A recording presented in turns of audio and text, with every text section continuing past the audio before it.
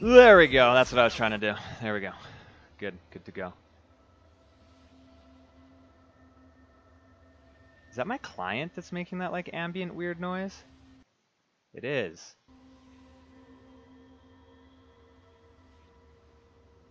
Whatever, let's roll with it. We'll use the ambient noise while we go over the patch notes. Alrighty, here we go. So 7.22 patch notes. I'm going over this on stream. I'm gonna put this video on YouTube after. Might need to like skip through parts since I am doing it on stream. Also, for anyone watching on stream, the sub alerts, donation alerts, anything, basically everything won't trigger right now because they're not set up on this scene. So it's just for the patch notes. I'm gonna go through this as quick as I can. I've read through most of the patch notes. I haven't gone through all of them. I haven't gone through all the rune stuff, which is kind of what I'm most interested here. There's a lot of individual champion changes, which I'm not going to go over entirely and haven't gone over entirely. I kind of just skimmed through it to kind of get the gist of it. There's a few that I'll look at and touch on, mainly ones that I like end up being playing. But most of them are just kind of base stat changes to go with the difference in the runes. But let's go through here. The rune changes here. So these kind of feel like they're saying it's like the runes reforged. It feels more like the masteries, but they're calling it runes. That's kind of how I'm getting out of it. So you take the one path that you... The reason it feels like the masteries is because it's kind of more specific things, but you get to go one path and then like halfway into another path, basically. So it kind of feels like the mastery system. Let's see here. But there's, I think, 5. So you choose your keystone. You choose a keystone for your main page. This is just as far as I'm understanding it. I'm pretty sure this is correct. If someone corrects me in chat, I'll like look into it. But you choose your main page, you get the keystone out of it, and then you can choose a secondary page. On your main page, you get to choose your keystone, and then one out of each of these 3 things. On your secondary page, you don't get a keystone, but you get to choose 2 things. You get to choose 2 of these, and out of those 2, you have to pick 1. So I guess you can customize it quite a lot. It'll probably, honestly, it's probably just going to turn into the old rune system where the rune system was way more customizable. You had like what, 30 runes that you could choose, but people used the same rune page for every champion just because it kind of like figured out which was the most efficient. But yeah.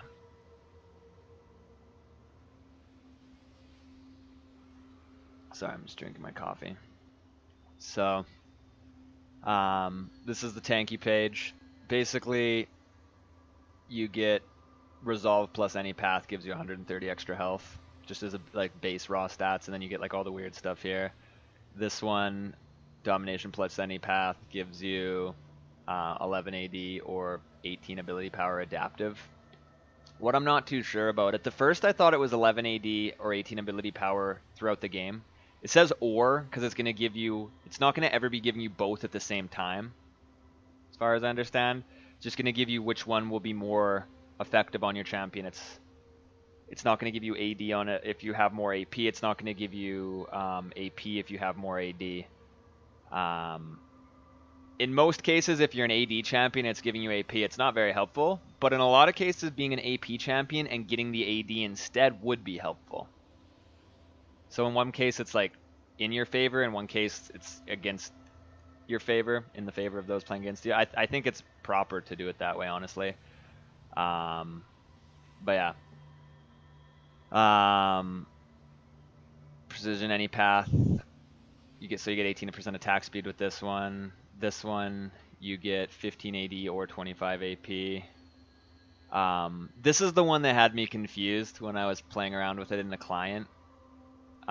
Because all of these ones, when you like combine 2 of them, they gave you the same stat for every single one. But this one gives you different depending on what path you go. Every single one gives you 20% increased potion and elixir duration. But one gives you the attack speed, one gives you AD/AP, one gives you AD/AP, and one gives you the health. But yeah, I'm gonna go through like most of the keystones here. This is gonna be like the main bulk of it. As far as the other preseason patches, this one is honestly, from going over it from a patch note perspective, this one looks the shortest to me. I like the way they delivered it and bundled it all together. Rather than going over every single champion like in its own like never-ending list, they kind of just let it be like its own part, and you could go over the champions you wanted to go over. For the most part, most of the champion changes aren't really going to affect anything that you play against that champion. I'm never playing and going, no, I'm playing against Jace here. His one ability got 5 extra base AD. I gotta play this lane differently. It would be more if like one of his abilities got a slower stun on it. Yeah, then it's gonna be a lot more effective for that change. But if it's just a little tidy up on like the actual like damage numbers, that's not something you're gonna like need to memorize and keep in the back of your head. But let's go through here. So this is the resolve path. This is like the tanky one. So the keystones. Once again, the keystones, you get to choose one keystone for your entire rune page, and that's going to be on whatever your main page is. So the keystones you get one of, and then these things you can get that's what your secondary page is going to be for. You're going to get two secondary abilities from your secondary page, and on your mains page you get 3 secondary abilities. That's how it makes sense to me. That might make it more confusing to people. Hopefully not. So Grasp of the Undying. Every 4 seconds in combat, your next basic attack on a champion will deal bonus magic damage equal to 4% of your max health, heal you for 2% of your max health, and permanently increase your health by 5. So this is like the old Grasp, but way better. It kind of has like a Scion passive built into it, where you're permanently gaining health. Ranged champions, damage and healing halved, and they gain 2 health instead, which makes a lot of sense. I mean, if you're playing something like Jace or Nidalee that has range or melee, I'm assuming for most of the stuff there, it does change. Like you can use the Tiamat on Jace if you're in melee form. So I'm assuming that this will be judged if you're a range and melee champion. It'll be judged by what form you're in. But yeah, so every 4 seconds, your next attack on a basic champion will deal bonus magic damage equal to 4% of your max health. So that could end up being quite a bit. I mean, if you only have like 2,000 health like mid-game in lane as like a tankier champion, or you're going, say you're just going like kind of like tanky, like don't annoy me, I'm just here to farm champion top lane. You have like a Sunfire and you're sitting around 2k health, then that's going to be hitting for extra 80 damage and then healing you for 40 of that. But the really important thing is, I think it gives you the permanent health by 5, which, why I think that is good is because it's incentivizing tank champions that can just go into lane and sit there and get bullied the entire time without actually having to interact with their opponent. It's giving them a reason to actually play the game and fight back and trade. Not necessarily to kill their opponent, not necessarily to like put them out of their lane, but it's giving them more like building strength. And I think that's really cool. And like that's going to be like really crazy on Scion when he's gaining health from killing minions, gaining health from hitting champions and whatnot. That'll be really cool. So that's one of the keystones. I probably talked about that one a little long. Don't think I'm going to go over all the other ones as long as that. But yeah. Aftershock. After immobilizing an enemy champion, increase your armor and magic resistance by 20 plus 30% for 2.5 seconds. Then explode, dealing magic damage to nearby enemies, and the magic damage does a percentage of your bonus health. So kind of feels like a Scion shield, except it's doing percentage of your health rather than theirs. So that kind of adds the grasp damage as an AoE explosion plus like a flat amount. So I mean, it seems really good. It like makes a trade-off. Like I like the grasp because it's just like constantly making you stronger.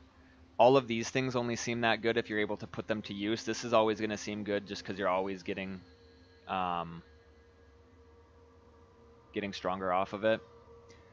But yeah, I think that'll be, I don't know. It has a 20-second cooldown rather than 4. One thing about the grasp that I didn't talk about is compared to Fervor, every 4 seconds in combat with the grasp. So as long as you're like in combat with minions, that's gonna count as combat for the grasp of the Undying. Whereas Fervor, you have to keep hitting an enemy champion. Fervor from before, which made it so that you had to keep drawing minion aggro. The increasing your armor magic resistance for 2.5 seconds after immobilizing. I mean, in a team fight, that's going to be more helpful, but if you're like just in a 1v1, you're gaining all that defense while they're CC'd for a portion of that defense. But I really think that Aftershock is cool as well. And then Guardian, guard allies within 175 units of you, and allies you target with spells for 2.5 seconds. While guarding, if you or the ally take damage, both of you gain a shield and active haste for 1.5 seconds. It's a really long cooldown for that. The shield's actually pretty decent, and the movement speed's helpful as well. That's probably going to be like your tanky support thing. I don't think you're really going to... I mean, maybe you want that in lane, or maybe you want it as a solo lane because you're planning on playing more of a supportive role later on in the game. But I don't really see this being a very strong solo mastery. I guess it just depends on how it plays out, or if it feels overpowered or whatnot. But yeah, I don't really see it being the strongest solo mastery. The thing I don't understand about it is, it says it guards allies within 175 units of you and allies you target with spells.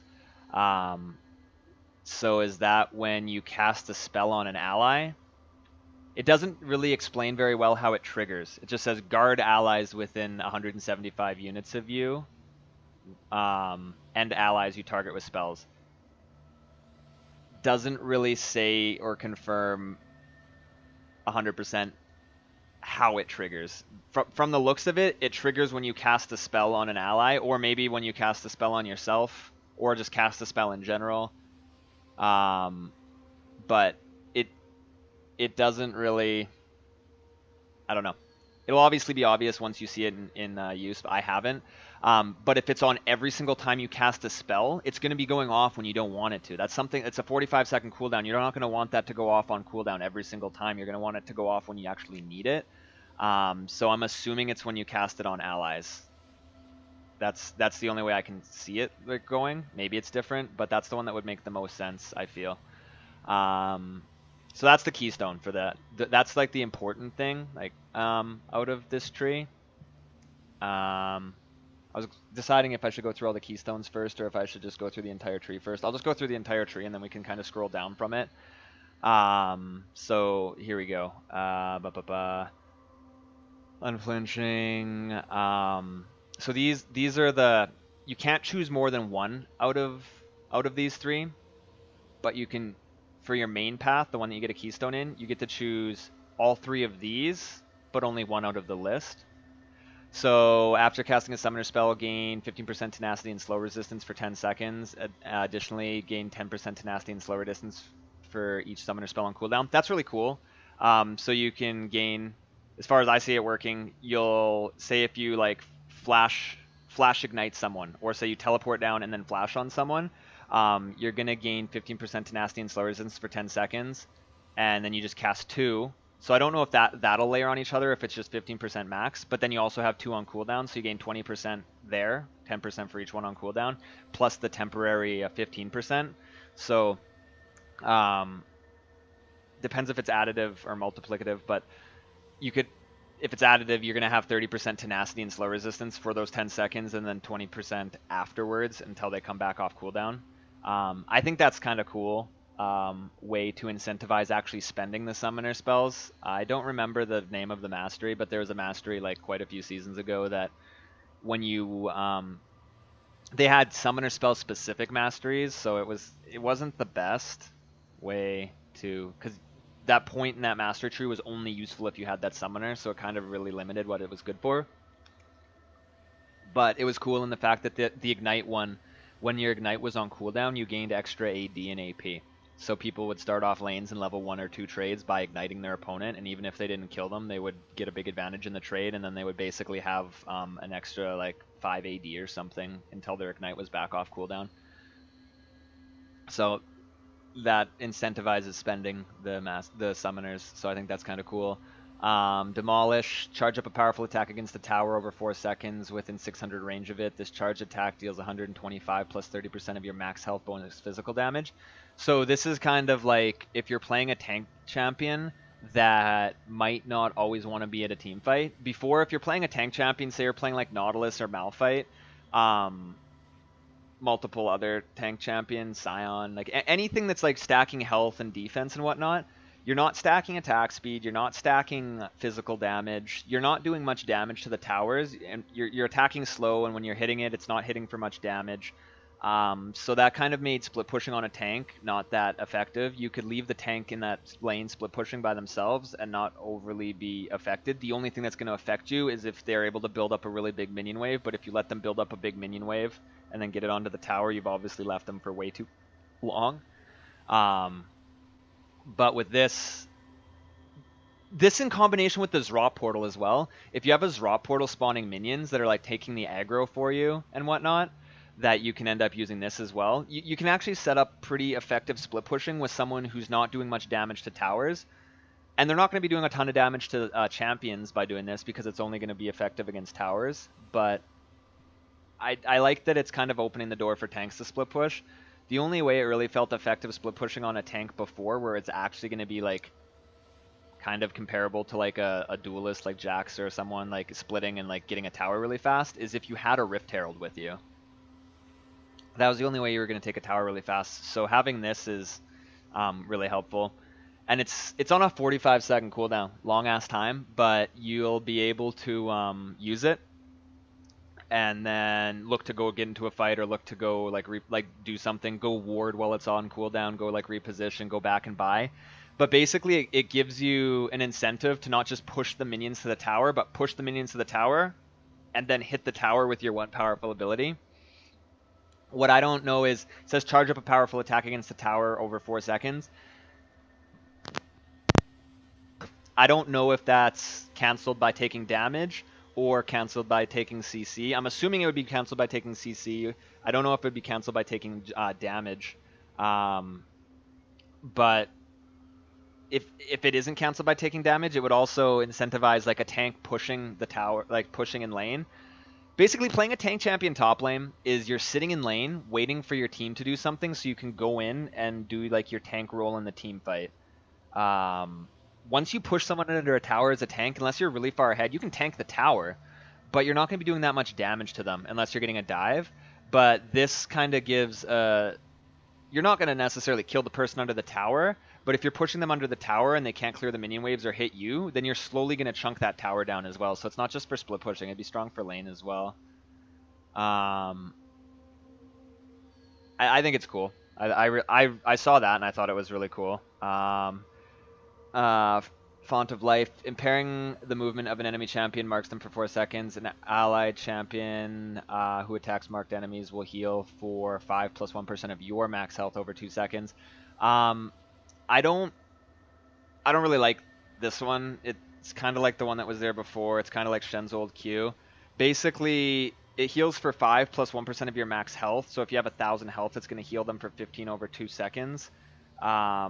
If you have like 4k health, it's going to heal for 45 over 2 seconds. 45 over 2 seconds isn't like anything overly meaningful unless it's a long drawn out fight.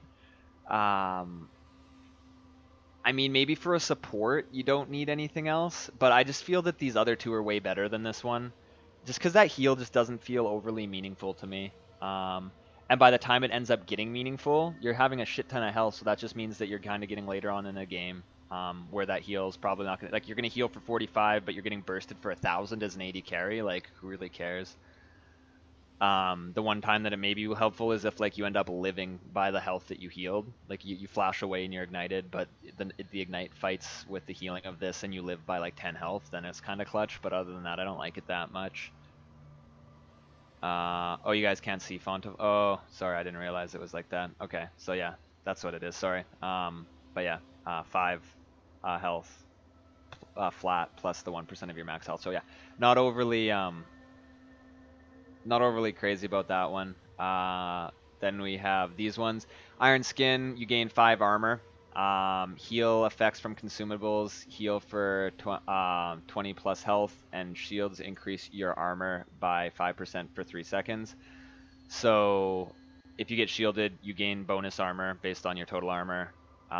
You gain 5 flat armor by itself anyway. So this is like most champions, once we go to the champion section, you'll see that most champions ended up gaining flat armor and flat in most cases, because a lot of people took flat armor in their runes. So this is kind of just adding more flat armor onto the flat armor that all these champions will have gained. So this is kind of like taking a rune page, like 9 armor was kind of like the standard for every rune page. This is kind of like taking a rune page that had 9 armor plus some other armor, like maybe like an armor quint or 2.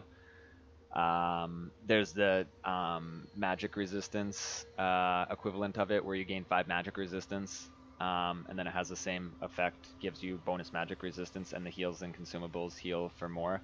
This is kind of deceptive, where the passive for one of the trees gives you more healing off of your consumables, and this one also gives you more healing off your consumables, but it's like hidden in the tree.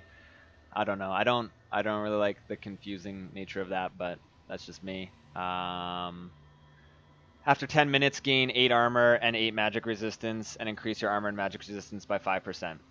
That's the one I would take. Every single time I would take that one. These ones, I guess, are good for early laning because you get more out of your consumables. I guess for a flask, you get an extra 60 health out of your flask. That gets you to 10 minutes, I guess. I'd rather just get to 10 minutes and get more armor than I would have got, more magic resist than I would have got, because you're only getting one of those, and then an armor and magic resist increase by 5% even when you're not shielded. That one just seems so much better. Unless you're planning on winning the game by 10 minutes. Yeah, that one doesn't seem like much of a trade-off to me. Maybe I'm not looking at it from all angles, but the one that just gives you, like... That's basically scaling runes versus non-scaling runes, except the scaling runes are, like, on steroids.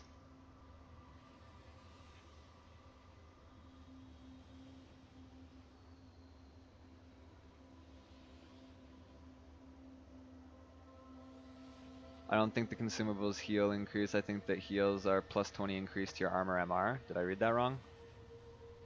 Heal effects from consumables. Heals for plus 20 for 20 plus health. No, that looks like it's... No, that doesn't look like it's adding to your armor, Matt. It just looks like it's adding flat healing. Let's see here. I guess that is a good point. Someone said healing, or the conditioning, the one that gives you the things after 10 minutes seems so much better on tanks. And that might be it. It might be just better on tanks. You might actually want that just flat armor at level 1 for other champions for like trading in lane and whatnot. But who knows? Let's see here. Permanently gain 0.2% max health for every 8 monsters or enemy minions that die near you. So you don't have to kill them for this. You can just be near them when they die. I'm just like picturing this on Scion.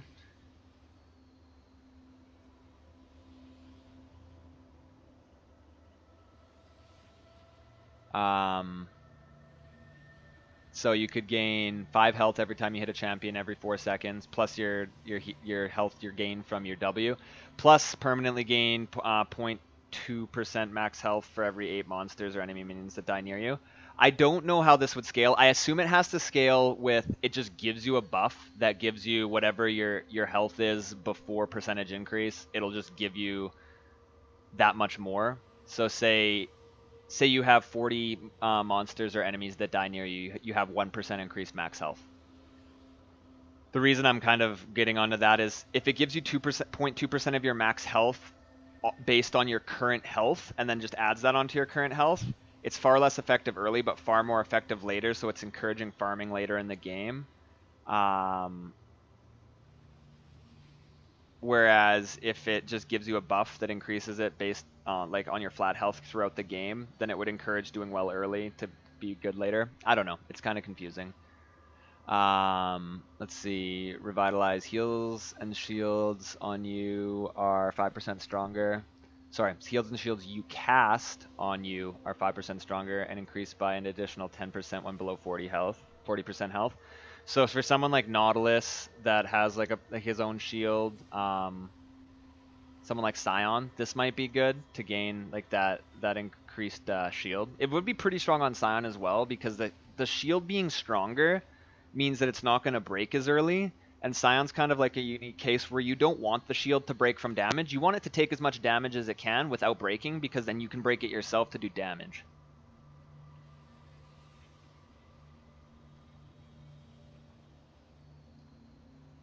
But a lot of it's funny looking at these and like how does it scale and like how does it layer on, like where's the math layer after playing Path of Exile a lot last month and like trying to like maximize your stats on there. Looking at all of this is like, yeah, that looks good, but it depends on how it layers on and it depends when it calculates. So I mean, there's a lot less layering and calculations in here, so it'll be a lot easier to see over time. Second Wind. After taking damage from an enemy champion, heal for 4% of your missing health over +6 over 10 seconds. So say you have 2,000 health, you take damage, you're missing 1,000 health, so you're at half health, and you take damage, you'll heal for 46 over 10 seconds. It's not bad. I mean, that's a hell of a lot of HP per 5, honestly. But I just feel that these other ones like are more, maybe not by that. I don't know. I guess this one's kind of a fair trade-off. It's not... I don't know. The other ones felt like there was less trade-off. This one feels more of a trade-off, I guess. So that's the tanky masteries. Hopefully that one just took longer. That felt like it took a long time. But a lot of those changes there, especially like the split pushing tower damage and the infinite stacking health, really really feel like they're making playing a tank champion feel like you're powering up, not just by having a team that team fights well. You can play a tank champion amazingly, you can peel well, you can initiate well, you can do well early, but it's all going to come down to how well your team plays in a team fight. Doesn't matter how well you peel when your stuff's on cooldown. If your AD carry gets into melee range, unless you're so far ahead, you're probably going to lose. Like, I'll put it that way. It's like, it's probably going to go bad. So this feels like it gives you... It gives you more stuff to do and more options if your team's not fighting well, but it also gives you more ways to ramp up early rather than just sitting in lane and not dying.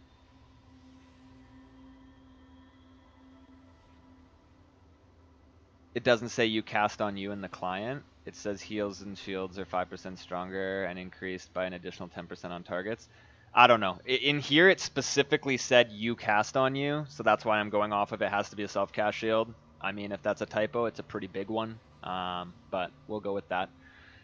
Domination is hunt and eliminate your prey. All right, super. That's very descriptive. The path bonus is you gain 11 attack damage or 18 ability power adaptive, as we were saying before. You're not going to have both of those at the same time. You're going to have whatever one matches what your build is or what your character is. So this is your keystone, electrocute, hitting a champion with 3 separate attacks or abilities within 3 seconds, deals bonus adaptive damage. So it deals a bonus flat amount based on your level, plus 0.5 bonus AD, plus 0.3 AP. It says adaptive damage. I'm guessing that means that it's either going to do that much damage physical or AP based on a trigger factor. That's what I'm guessing. It's basically Thunderlords, but it looks like it might actually scale. It might actually do physical damage if you're a physical champion, which in some cases could be good if you have like a lot of armor pen, or it could be bad if you're like fighting someone who has a lot of armor and you just want that extra magic damage burst. But that's basically Thunderlords, just little tweaked. Predator, enchants your boots with the active effect Predator. Predator to channel for 1.5 seconds out of combat to gain 45% movement speed for 15 seconds. Damaging attacks or abilities end this effect. Deal 60 to 140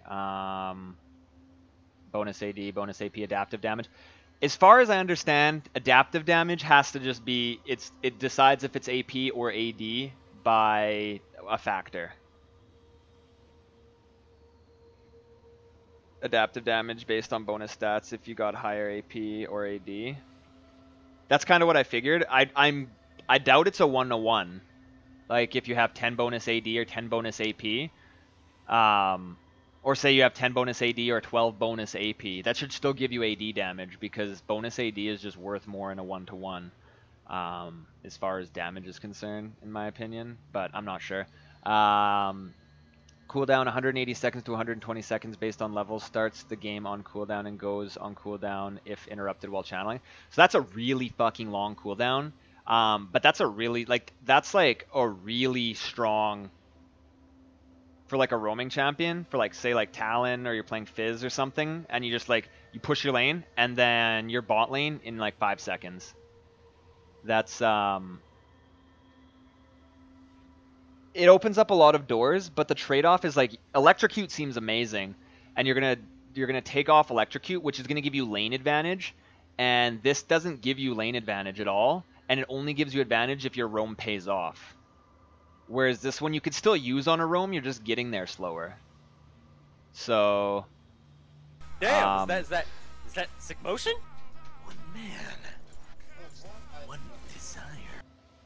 I'm honestly confused how that ended up going off. I don't have anything open for that to have gone off right there, but it still went off. That's impressive. Thank you for the sub lead, Admiral. And then Dark Harvest is the last one here. Champions, large minions, and large monsters drop soul essence on death. Collect souls to become soul charge. Your next attack on a champion or structure consumes soul charges. Consume soul charge to deal bonus adaptive damage. Soul charge lasts 20 seconds. Increased to 300 seconds after collecting 150 soul essence. Order bonus 40 to 80 plus scaling plus soul essence collected. Champions, what? Oh, I thought I said champions minus 6 soul essence. I'm like, this is a very weird equation.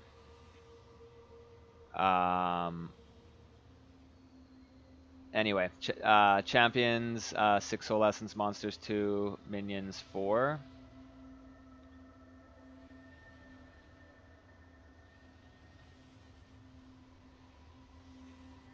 This is just confusing. This one was something that I'd have to like see in use, just because soul charge lasts 20 seconds, increased to 300 seconds after collecting 150 soul essence. Bonus damage is 40 to 80 plus your soul essence collected plus your AP.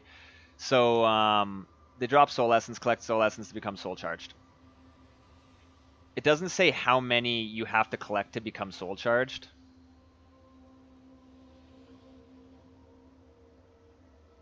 And does it spend all of them when you use it? Like, do you go back to 0 if you use it? I don't know. That one leaves a lot to kind of guess on, because it doesn't say if it spends it or doesn't spend it, and if it doesn't spend it and there's no cooldown on it, and you just have to, and it doesn't tell you how much you have to be to use to be soul charged, which would only matter if it spends or doesn't spend the ones that you currently have. I don't know. That one confuses me. It would make sense if it was like worded or explained better.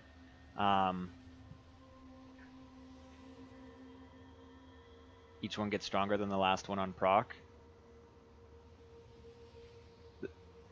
The thing that I don't get about it is when you pick up one, you become soul charged. So what if there's like a tank, 3 tank minions in a wave or something, and then there's a champion there. I kill one tank minion with like AoE, then I hit the champion to gain bonus damage, then I kill the other tank minion, and then get bonus damage on my next attack, and then I kill the tank minion and then get bonus damage on my next attack. Like, you just keep ramping it up, or is there like an internal cooldown? It explains it better in the client. All right, I'll look in the client later. Let's see. Cheap shot. Damaging champions with impaired movement or actions deals bonus true damage based on level. Cooldown 4 seconds activates on damage occurring after the impairment. That's actually really strong. I mean, it's only 12 damage early, but it's true damage. And if you're playing something like anyone, like you could be playing this on like Talon, and then you go in for your burst, it adds a bit of true damage. But like, imagine this on like a tanky champion. Like you slow someone on Nautilus, and then you auto them, and you gain bonus true damage, and then you hook them back in when it's off cooldown, and you gain bonus. Like, there could be a lot of damage put out just by being able to stick to your target, and they can die a lot. Like, imagine this on Nunu. Imagine being chased down through the jungle by a Nunu. Just the most depressing thing either is he throws ice balls at you, never dies, but kills you slower than ever while he burns you with his Cinder Hulk. And every 4 seconds he autos you for true damage. And you're never getting away because it's fucking Nunu.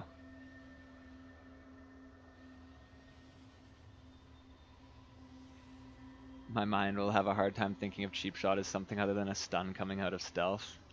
Good point, good point. Fucking rogues. But yeah, that's the Nunu ability, okay? We're gonna call that the Nunu mastery now. Taste of Blood. Heal when you damage an enemy champion. Heal 18 to 35. Health based on level. Cooldown 20 seconds. Fuck! That's very good as well. That's really hard to make. That's a really hard trade-off. Like Cheap Shot, I was just like, yeah, taking that no matter what. But Taste of Blood, you heal when you deal a hit a champion, plus bonus AD and AP. That's really freaking strong. Like if you have 100 AP, that adds an extra like 10 onto that heal. That could end up being like a 45 heal every 20 seconds. But on an AP champion, that's like 100% of your health pool. You have like no health on a lot of champions. But it's also really strong on a tank champion. Imagine that on a tank champion. You're not taking any damage anyway, and then when you do take damage, you end up just healing it back. So that's really strong.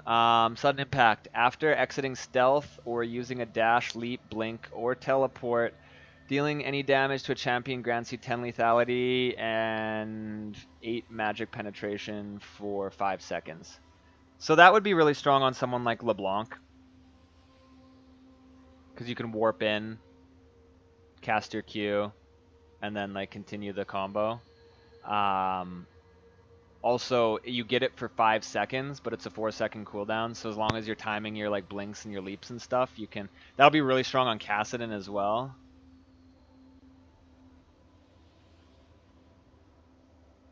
I don't know. That one seems more.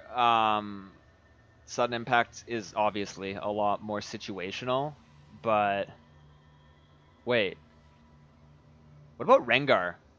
What about like lane Rengar? He's gonna have that lethality like all the time. But the thing is, that's just lethality. Like it's situational, and you gain 10 lethality and Magic Pen. That's super duper. But these things just seem so good. Like lethality and Magic Pen is only gonna help once you have the actual damage that you want to amplify. These just give you damage right at the start. And I mean, once you get damage, this will feel better. But this is going to give you the ability to, like, these two will give you the ability to get that damage. These will let you start snowballing earlier. This is for something when you've already started snowballing. I feel like this one's more of a gamble. Alright. Zombie Ward. After killing a ward, a friendly zombie ward will raise in its place. Additionally, when your ward expires, they reanimate as zombie wards. Zombie wards are visible, last 180 seconds, and don't count towards your ward limit.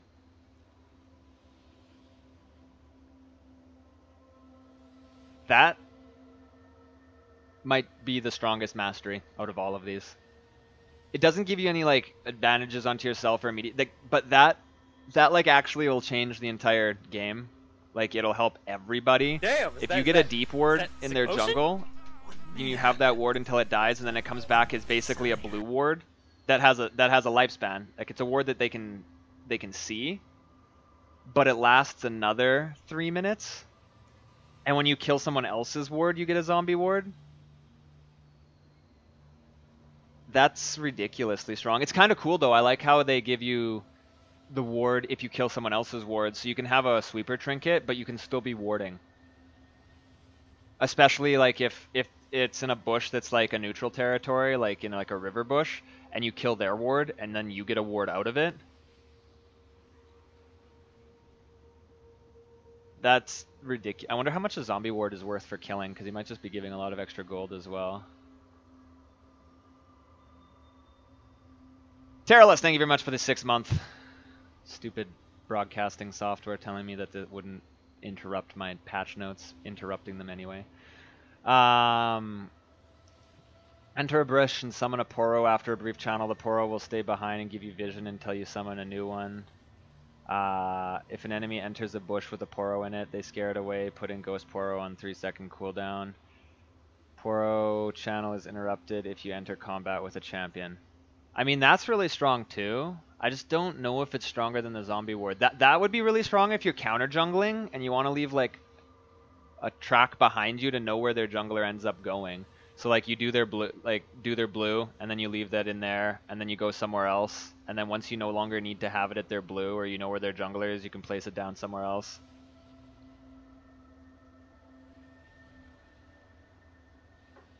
And then what's the other one here? Eyeball collection. Collect eyeballs for a champion and ward takedowns. Gain adaptive bonus of 0.6 AD or 1 ability power per eyeball collected. I mean, that sounds fun. like, picture yourself as you're a Janna. You're absolutely brain dead. Very helpful champion to your team, but you could be in a coma and you would be just as effective as most Jannas.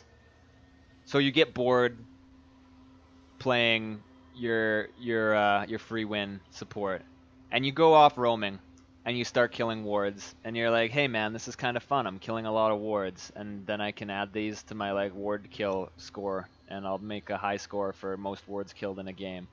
This gives you something for it.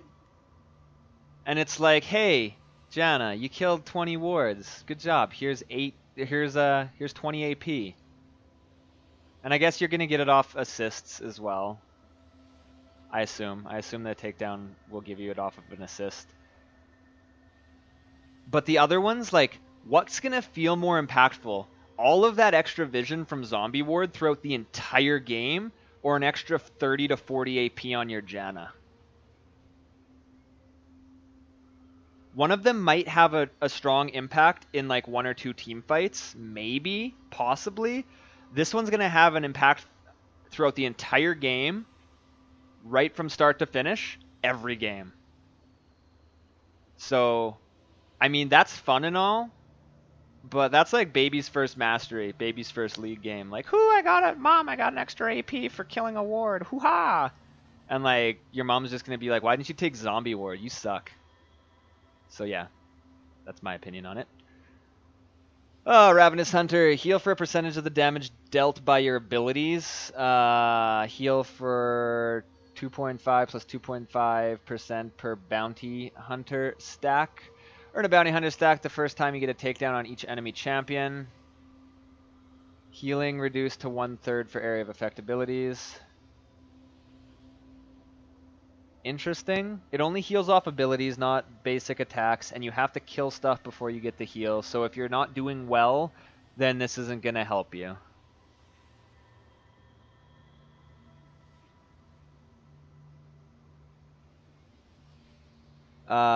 Gain 10% active item or CDR. Sorry, gain 10% active item CDR. Plus an additional 6% per bounty hunter stack. Includes trinkets. Earn a bounty hunter stack for the first time you get a takedown on each enemy champion. Okay, so they're all based off bounty hunter stacks. You just get to choose which one's better. I would choose this one over that one every single time if I have even one active ability. Because this is only off of abilities. If you're playing an AD champion, you probably have a Ghost Blade. More than likely. So even having the Ghost Blade off cooldown faster would be really strong. If you're playing an AP champion, this is going to give you cooldown reduction off of your Zanyas, which is going to be really strong.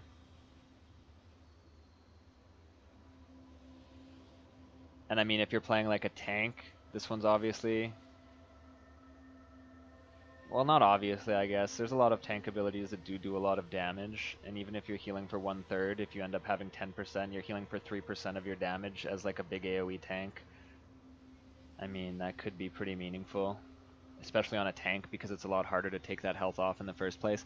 I don't know. I feel the item CDR is... It's going to give you a lot more opportunities.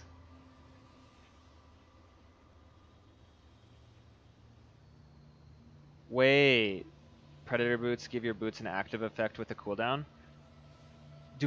If Predator Boots count towards this item CDR, then that would actually be amazing. Because you do have to activate them. It is an active passive on an item. It's new, so I'm not sure how it would scale with this.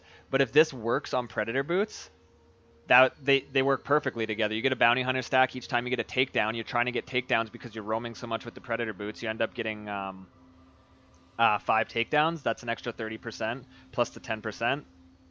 So you're going to get 40% active CDR off of your abilities, or off your items. And I think, what was it, like 2-minute cooldown at max level? So it goes down to like just over 1. That would be really good with Predator Boots. And like, I think that one would be just really, really good on supports as well, because they have pretty much an active slot in every single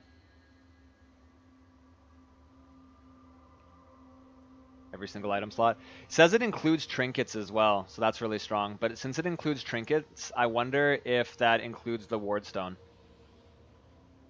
Actually, no, I'm thinking about it wrong. It includes the wardstone trinket. I was like, yeah, you get your... No, you don't get more wards from the wardstone until you go back. Okay, scratch that. Gain 8 out of combat movement speed plus 8 per bounty hunter stack. Earn a bounty hunter stack the first time you get a takedown on an enemy champion. I mean, right there, that's just going to give you an extra 48. I don't know how, like, if you can get it on... I don't know if the original 8 that they give you counts as your first takedown or not. So it's either 40 or 48. But going back to this being used with Predator Boots, this just gives you 48 movement speed.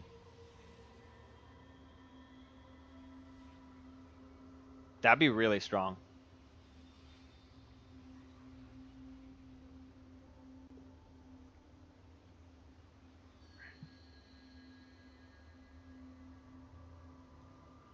I don't know. It's a cool trade-off. I like the trade-offs on that one. How many have we done here? Cool, we've done 2 out of the fucking 5. How long have we been doing this for? An hour.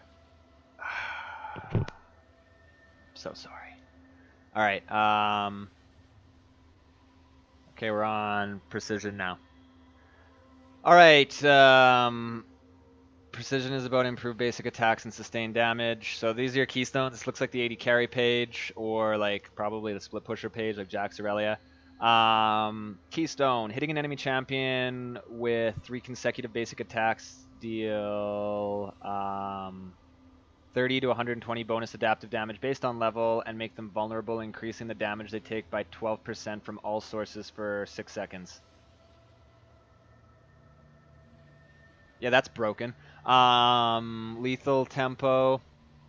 1.5 seconds after damaging a champion, gain 30 to 80% attack speed based on level for 3 seconds. Attacking a champion extends the effects to 6 seconds. Cooldown is 10 seconds. Lethal tempo allows you to temporarily exceed the attack speed limit. Yeah, that's broken. So that one, like on Jax, you can auto a champion, and if they choose to keep fighting you, in 1.5 seconds, you're going to pop off super hard. And then you can extend it to 6 seconds. It's gonna be on cooldown though for 4 seconds then.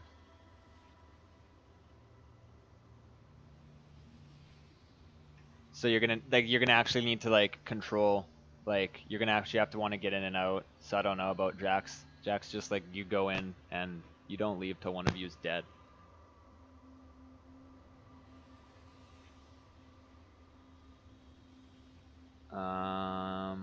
All right, let's see.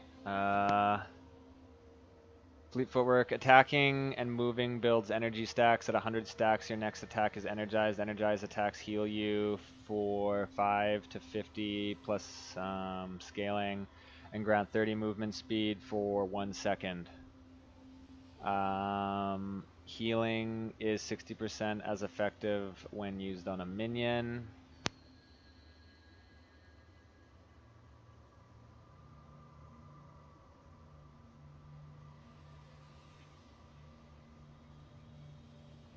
That seems like the one that would be good for 80 carries. I guess it's basically Warlords, as it currently is.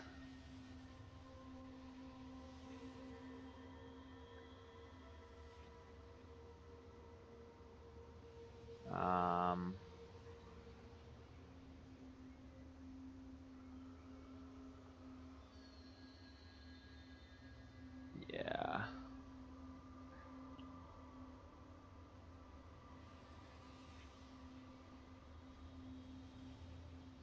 Alright, sorry. I keep getting distracted. Like I said at the beginning, I have stuff monitoring. My computer's not like actually working yet, and I don't know what's wrong with it, so I have stuff that's monitoring to see like what actually is happening.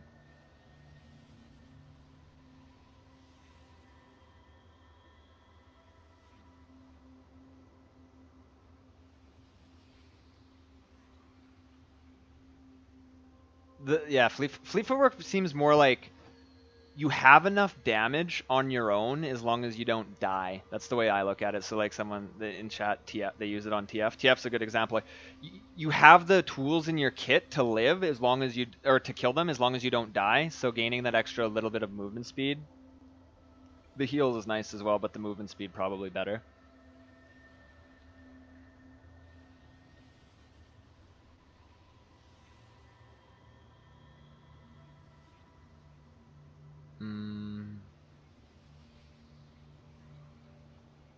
This is the one I don't get though. Press the attack. Hitting an enemy champion with 3 consecutive basic attacks deals 30 to 120 bonus adaptive damage based on level. Makes them vulnerable, increasing the damage they take by 12% from all sources for 6 seconds. Does that? It doesn't say it has a cooldown. It doesn't say it goes on cooldown. So does that mean that they gain 12? They take 12% increased damage from all sources for 6 seconds, and then that's gonna refresh every single time you hit that?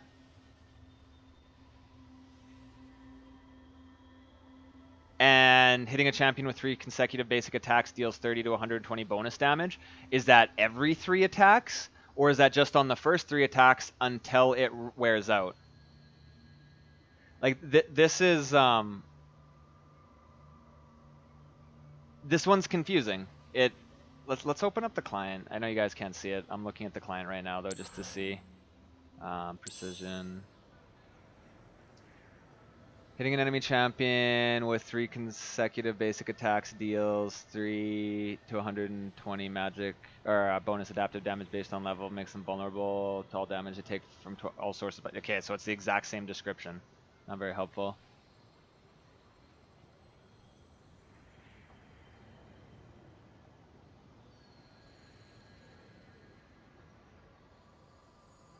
Lethal Temple also depends if the cooldown starts when the 1.5% is done or the 6 seconds is up. What 1.5%? Oh, the 1.5 seconds?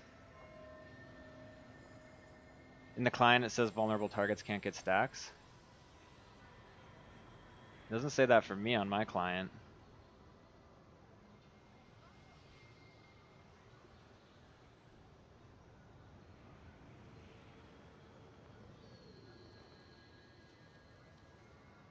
It doesn't.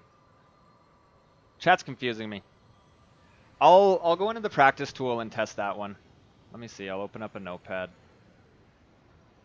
Test. Press the attack.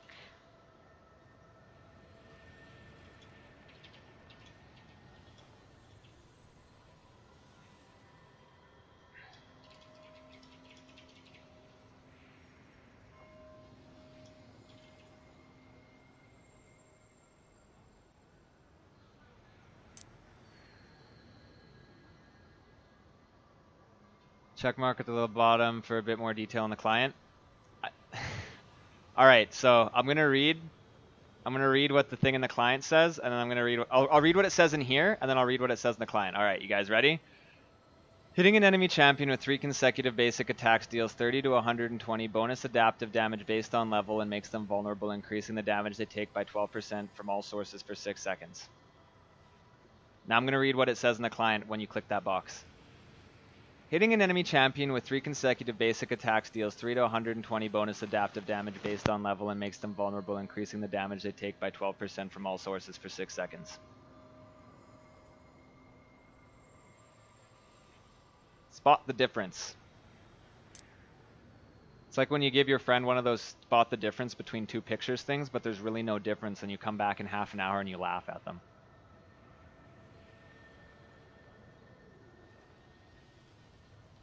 But I'll test that in the base. I'll test that in the practice tool. I'll also test the attack speed on lethal tempo in the practice tool. So that was the keystone for this. You may choose one of the following. Excess healing on you becomes a shield for up to 10% of your total health, plus 10. Shield is built up from 30% of excess healing or 300% of excess healing from allies.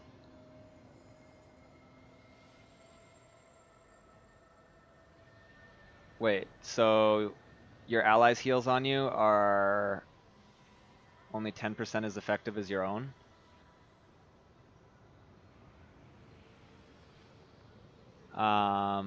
Excess healing on you becomes a shield for up to 10% of your total health plus 10. The plus 10 is great. You have like 4k health, and it's like, alright, you can heal for over 400 more. Plus 10. And then you end up living by 10 health, and you're like, ha ha ha ha. So it doesn't look like that shield expires. It looks like it's just like a permanent shield until they take it down. Does that mean that every time you go to the spawn pad, you get that shield? I'm assuming you do.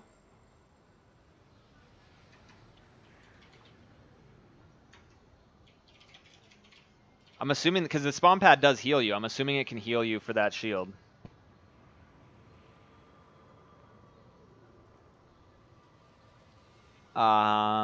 Let's see. Takedowns restore 15% of your missing health and grant an additional 25 gold. That's really strong. I think that's really strong. Presence of mind for 5 seconds after gaining a level or a takedown. Any mana you spend is fully restored. That's really cool too, actually.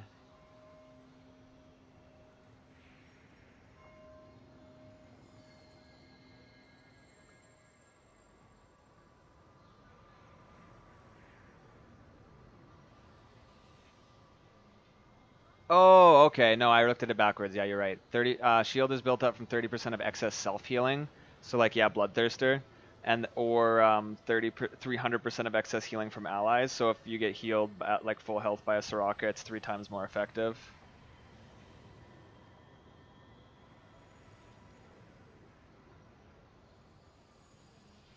Yeah, that makes sense.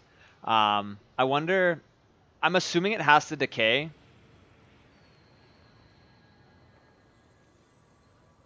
I'm assuming it has to decay just because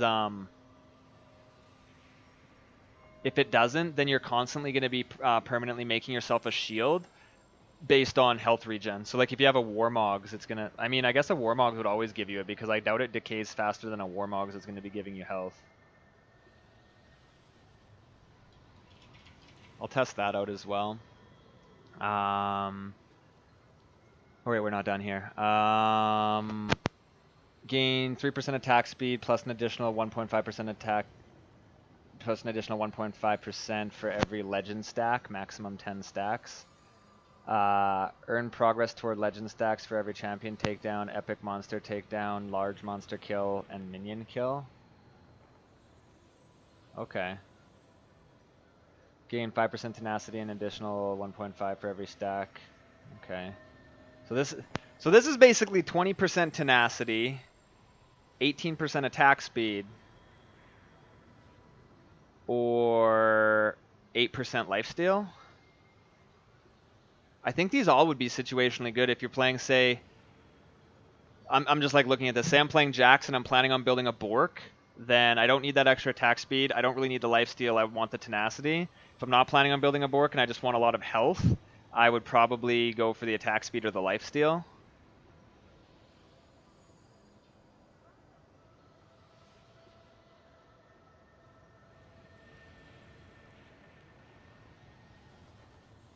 I think you might be reading it wrong. It says excess. I guess it just depends on how the spawn pad and Warmogs heals you, because I guess, I don't know. I guess it heals you to full. I guess maybe. I'm looking at it as your health pool is now higher than your max health pool. But if it's not, and it's just like the overheal like with a Bloodthirster, then it wouldn't be. You're still out. I don't know, I'll test it. We'll find out in like a minute here. I think those are all really cool. I think those trade-offs on those are actually like really helpful, based on like you can really quickly pick which one's going to be best based on the game. And then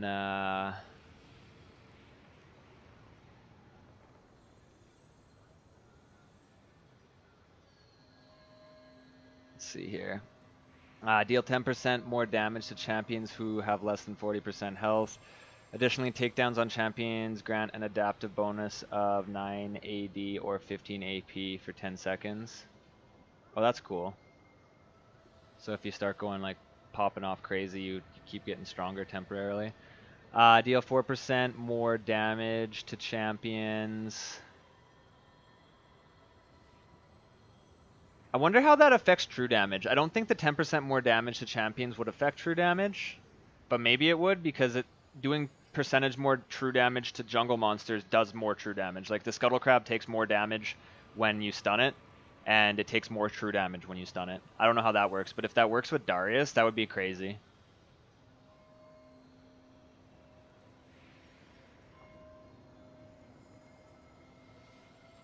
Would I say the new runes dictate what build you're going? I'd say your build dictates what runes you're gonna go. Like you should have a planned build before you start like the game, and then adapt the build based on how the game goes.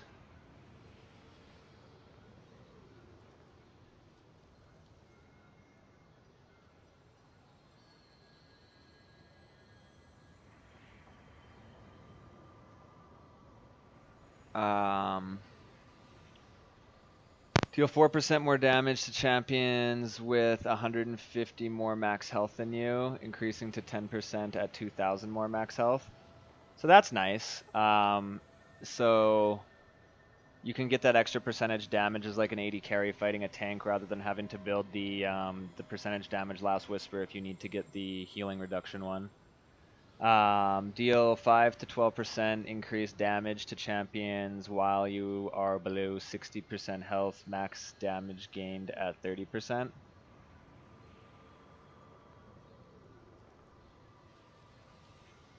Yeah, I would take that on Olaf. I would definitely be taking that on Olaf.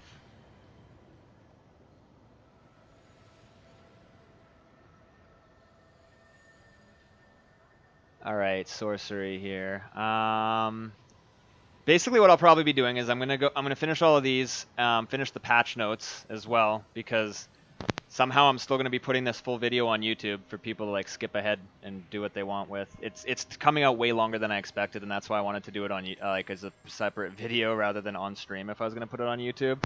But I just didn't have time to do both, and I don't know, it works. After all of that, I'll be testing out the couple things that we talked about to test in practice tool, and then I'll probably play on champions that I play a lot of. Like I want to try Olaf with that other one. I want to try like Jax and stuff just to kind of get a feel on champions that I played a lot of recently, just so I can kind of, it's fresh in my memory how they played before and then how it feels with the new masteries. Sorcery. Let's see here.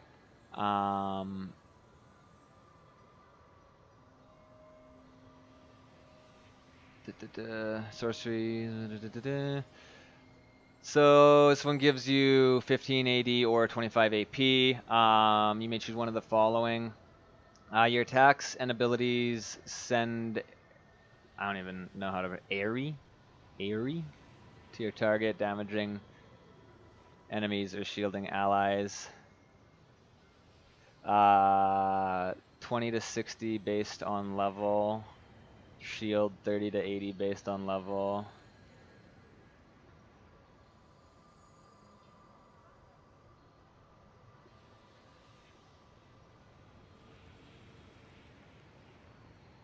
I don't know.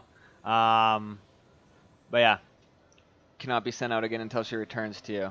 So I'm guessing that's a NPC type fairy type fairy. I don't get it. That's a very good description. Can't be used again till she comes back. Alright, does she come back in a second or does she not come back ever? Did she go to the store and she's just not coming home? Excellent. Very, very decisive on the time frame. Thank you. Round trip takes about 2 seconds. Okay. That's more helpful. Thank you. Thank you for rather than, alright, you gotta go into the fantasy realm and predict how much the ferry, what's the ferry's rate of travel? I don't give a shit. Just tell me how long it's gonna take.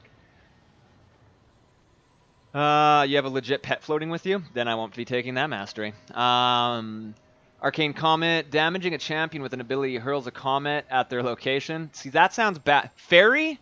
Comet. You choose. Or if Arcane Comet is on cooldown, reduces its cooldown remaining. Adaptive damage, 30 to 100 with a scaling ratio. Cooldown, 20 to 80 based on level. Cooldown reduction, single target, AoE. Damage over time. Damn, is that SickMotion? Invicta 94, thank you very much for the 31st month. Love the runes rework. Yeah, it looks pretty interesting. Looks interesting indeed.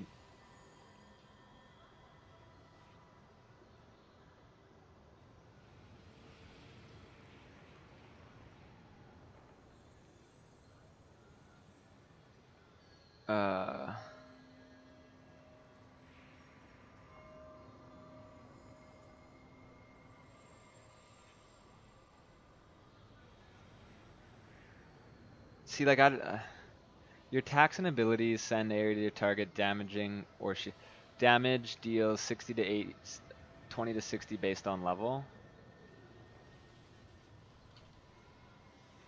I'm gonna put that on like test summon airy.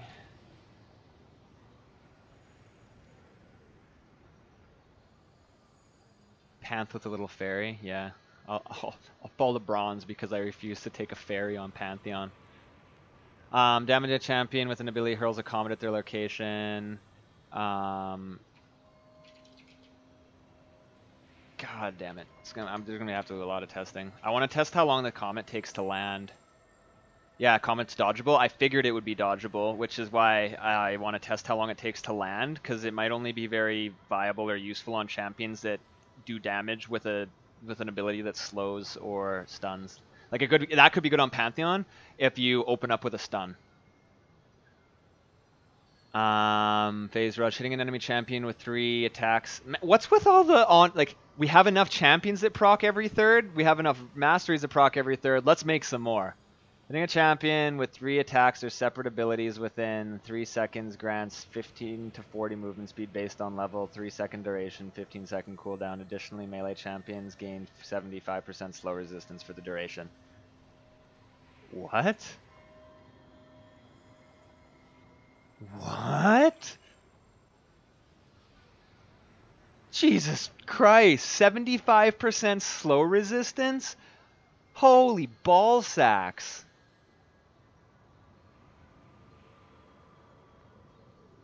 I guess that's basically Storm Raiders, right? But you don't have to actually do a percentage of their damage.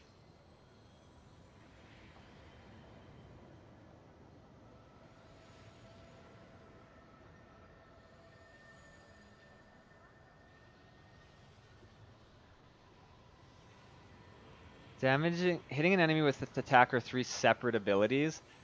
Separate ability, like all of the wording here, when they try to be more specific with it, makes it more confusing. 3 separate abilities. So what does that mean? What does 3 separate abilities mean? Does that mean that if I'm playing a champion like Kled and I'm in my bitch form, I just can't proc it? Or if I'm playing Gnar, I just can't proc it by hitting Qs or something? 3 attacks or 3 separate, or like what if I'm playing Hecarim? Do 3 Qs proc it? Or do I need to hit him with my E or my alt and my W as well? I guess I'll have to test that as well. Test, phase, rush, heck, Q. So yeah, I don't know if it's like QWE or if you can just hit 3 Qs.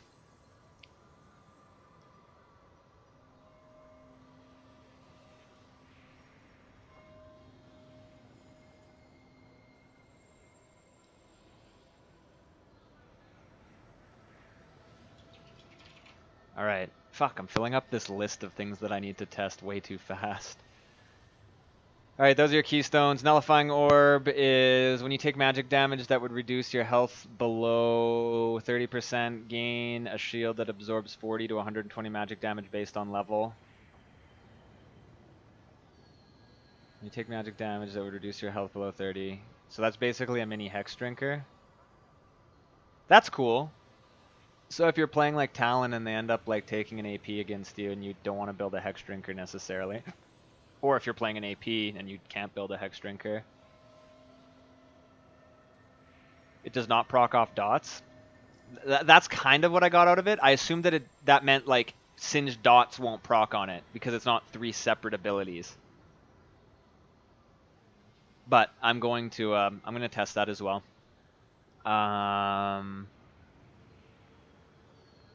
Let's see. Every 60 seconds, your next ability used has its mana or energy cost refunded and restores 8% of your missing mana or energy. I don't... 60 seconds? That kind of seems weak to me. I would probably want to take this in every situation, the Nullifying Orb, if they have 1 AP. I mean, unless you're playing Kassadin and you've stacked up maximum rifts, and then that comes off cooldown, and then you rift on someone with max stacks to gain back a shit ton of your mana pool and don't spend 800 mana, then maybe. Your ultimate's cooldown is reduced by 5%. Each time you cast your ultimate, its cooldown is further reduced by 2%, stacks up to 5 times. See, that just seems better than that one. One of these is not like the other. I'm gonna finish through all of these, and then I'm gonna even forget what they all do. Like I'm getting ideas for what I want to try, and then I'm forgetting them instantly.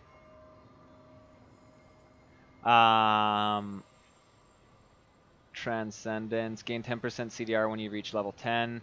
Each percentage of CDR exceeding the CDR limit is converted into an adaptive bonus of 1.2 attack damage or 2 AP. So that's cool. So if you end up overcapping your CDR by 10, then you end up gaining 20 AP or 1.2 AD.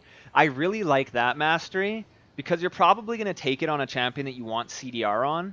And then if you overcap the CDR because you end up having to build like an hourglass then you weren't expecting it, then you don't end up fucking yourself in the end for stats. You end up actually getting something out of it, plus having the CDR early. You don't have to like sacrifice that CDR until you're like 5 items.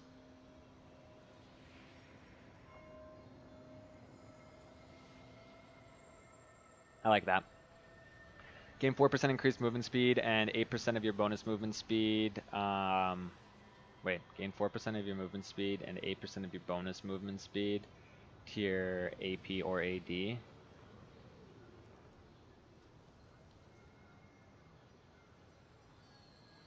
Oh, okay. So this just gives you 4 movement speed across the board. So this is like the replacement for movement speed quints, I guess. So if you have like, say, 350 movement speed, you end up getting what, 14 extra, and then 8% of your bonus movement speed is added to your AP or AD based on level.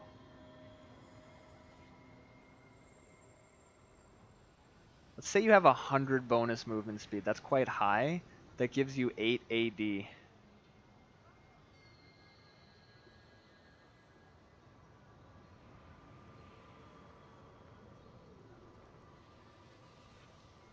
Yeah, I just don't think that's that greatest.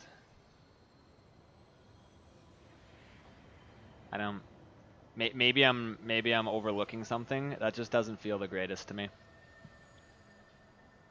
I mean, if you want the movement speed, I guess, then you get something extra out of it. But unless you want that initial movement speed, I wouldn't be taking it. While above 70% health, gain adaptive bonus of up to 24 8 attack damage or 40 AP based on level. I wish it told you how it scaled. If it starts at 0, that's not very good. If it starts at 22 and scales to 24, that's a lot better, but it's probably not either of those, but I still wish I knew what it was.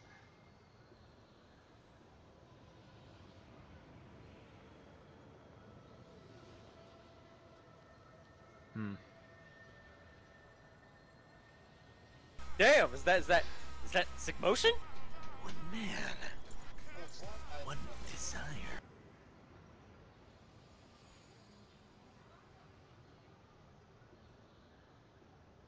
I only Nautilus, thank you very much for the 5th month.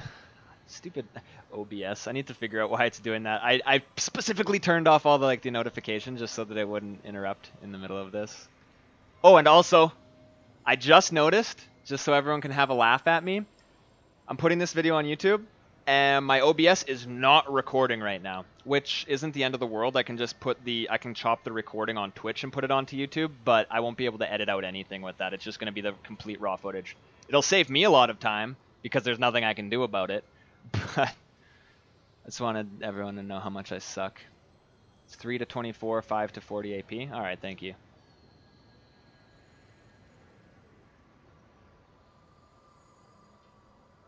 Thank you for the kind words as well, I only Nautilus.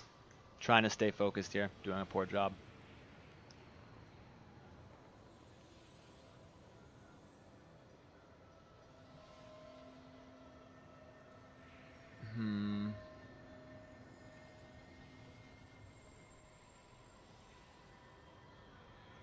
All right. Did we go through all of these?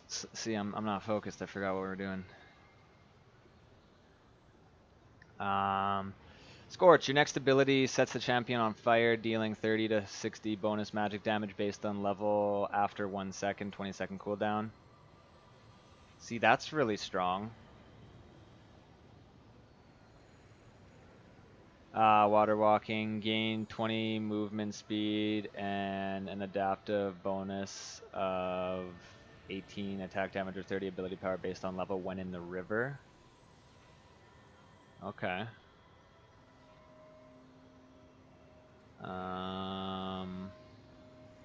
Every 10 minutes gain ability power or attack damage.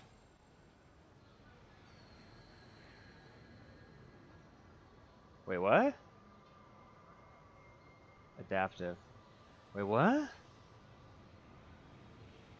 So, this one I don't get. Every 10 minutes gain adaptive ability power or attack damage adaptive. So you gain 8 AP or 5 AD at 10 minutes, and then at 20 minutes you gain 24 or 14. Does that mean you have 24 total at this level? Or does that mean you will have 32 total at this level?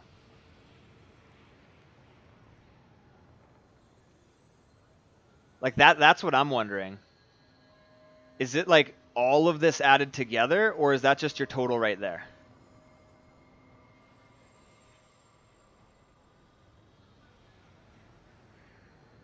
Because, like, I mean, 50 minutes into the game is really long, but 50 minutes and you have 120 AP, that's quite a lot. 72 AD, also quite a lot. That's a full, like, finished item worth of AD. Or are you going to gain, what, 248, 72? You're going to gain 280. Do you have 280 or 120? Each tier shows the total. Okay. Obvious total? Yeah, very obvious. Riot's very obvious in all of their descriptions, and they never make mistakes.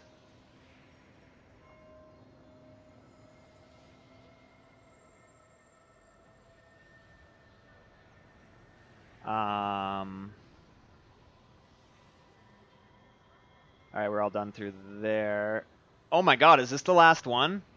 We made it. We made it. We might be okay.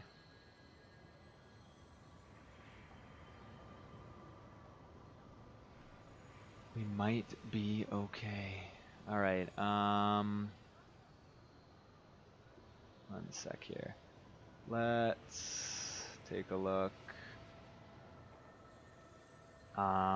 So this is the one that was more confusing, that it changes what bonus it gives you based on what your secondary tree is. All the other ones were static, and this one makes it different. Basically, you just get health if you're the tank tree. You get attack damage or ability power if you're the any of the like burst trees, and then if you're the like sustain damage or like attack damage, like this is basically the ADC tree, but not just like for melee or for range carries. Like also for like attack damage, like split pusher type champions, Fiora, Jax, Aurelia. That's kind of what I see the Preseason tree as. So you gain attack speed for that one.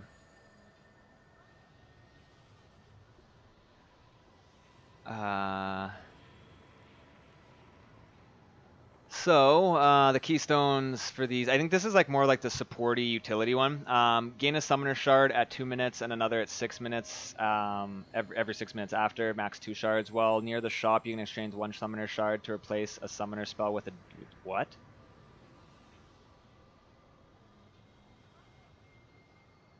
Okay. Summoner spell cooldowns are reduced by 25%. Buying Smite won't grant access to Smite items. You have to start with Smite.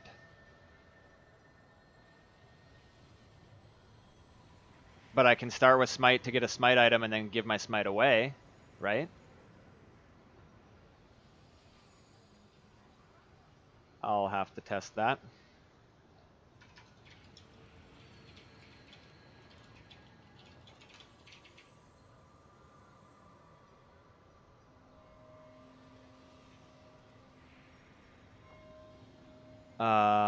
Yeah. So that's there. You cannot have 2 of the same summoner spell.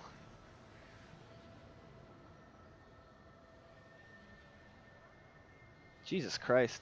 I mean, all of the other stuff makes like it's so strong, but like then this thing like comes along and it's like, you want me. Basic attacking a champion slows them for 2 seconds. The slow increases strength over its duration. Range champions slow by up to 20 to 40%. Melee champions slow by 40 to 50%. Slowing a champion with active items. What? Slowing a champion with active items shoots a freeze ray through them, freezing them. What? Freezing the nearby ground for 5 seconds and slowing all units inside by 50%. Cooldown 7 to 4 seconds per unit. What?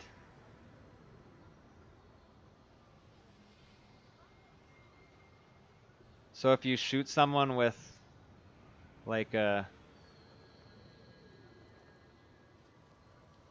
gunblade or a bork, you're gonna shoot them with a freeze ray? Alright. Seems good. Seems fine. Okay, no comment on that one. After using an ability, your next attack on a champion grants bonus gold. There's a chance you'll also gain a consumable. What?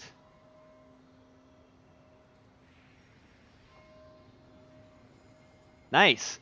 We don't like RNG. We're going to take dodge out of the game. We're working on crit, but sometimes when you use an ability, you'll gain a potion. Ha! Okay.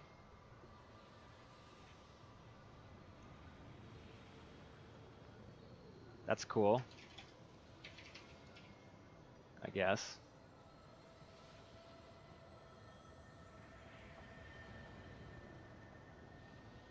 Alright, while flash is on cooldown, it's replaced by Hex Flash channel for 2 seconds to blink to a new location. 20-second cooldown goes on 10-second cooldown when you enter champion combat. That's cool. That's really cool. So you can like, yeah. If you're like playing like some stupid champion like Mundo and you want to like sneak up and like gank someone from behind, you can like flash over a wall if your flash is on cooldown. That's cool.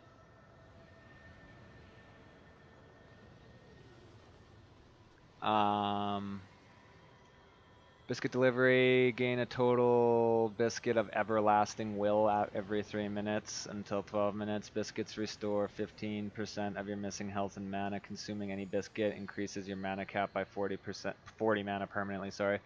Champions without mana restore 20% missing health instead.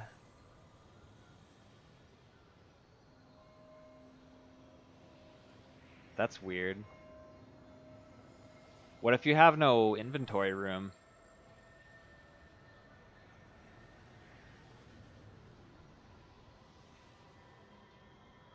Perfect timing. Start the game with commencing stopwatch that transforms into a stopwatch after 6 minutes. Stopwatch has a one-time use stasis effect. The stopwatch item's actually really cool. We're almost there.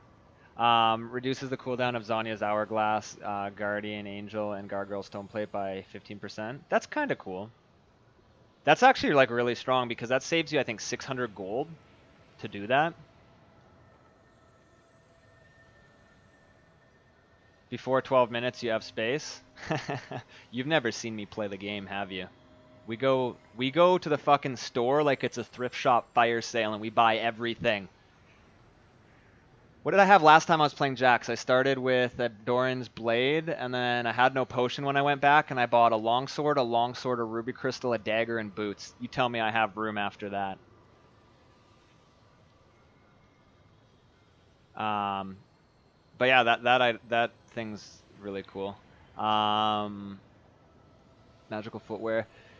You get free slightly magical boots at 10 minutes, but cannot buy boots before then. For each takedown, you acquire boots 30 seconds sooner. Slightly magical boots give additional 10% movement speed and upgrade for 50 gold less. Do the slightly magical boots give you 10% movement speed after upgrading them is the question, or do they only give you the 10%?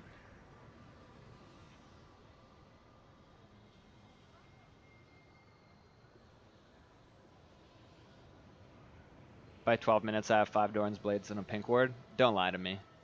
If you're building 5 Doran's Blades, you don't know what a ward is. Yeah, slightly magical boots give you 10% movement speed and upgrade for 50 gold less. What I want to know, is that going to give me 10% bonus movement speed when I upgrade them to tier 2 boots? Sorry, not 10%. I keep saying 10%. Plus 10. Is it going to give me plus 10 on my tier 2 boots, or is it only until I upgrade to tier 2 boots?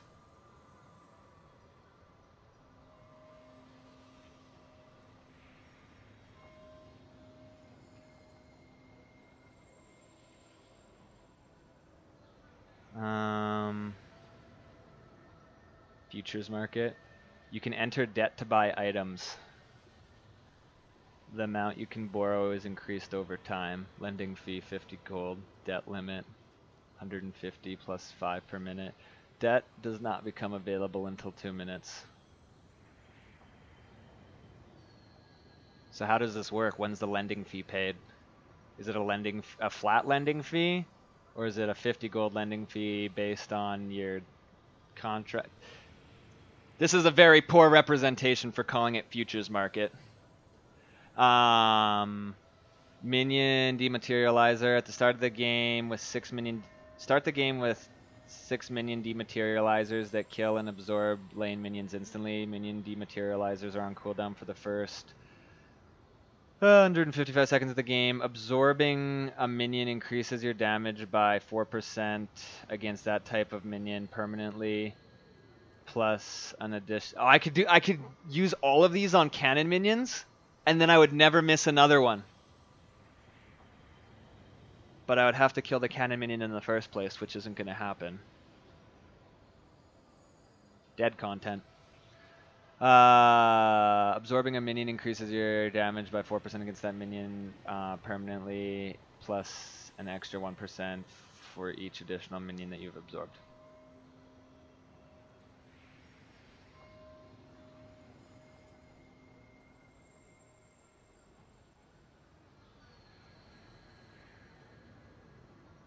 Lending fee is flat and it's paid if you're negative and leave the pad. Okay.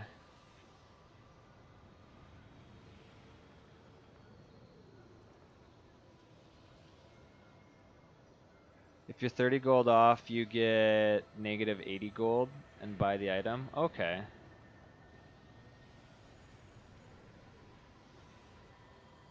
Wait, it gives you 5 per minute. Doesn't become available until 2 minutes. So at 10 minutes, you should have 5 times 8. So you have 190 at 10. And then 50 every 10 minutes after that. So at 30 minutes, I guess it's only 290 at 30 minutes that you can go into debt. That's not very helpful.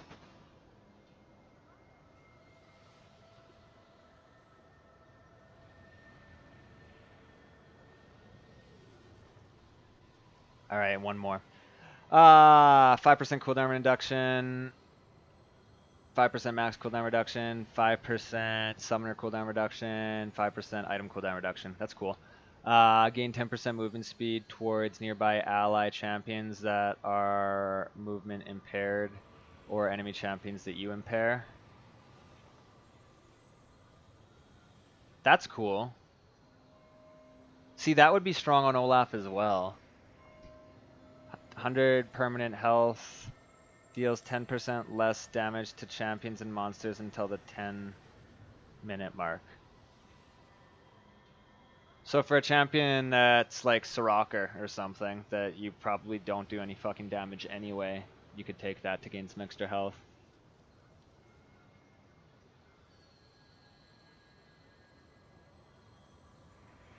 My friend pointed out it's very helpful at awful back times, or you have no excuse for no pink ward. Oh, the debt thing? I mean, what if I just don't want to go into debt? What if I have the late 2000s financial crisis PTSD still, and I don't want to go into debt on League of Legends because it's going to happen again?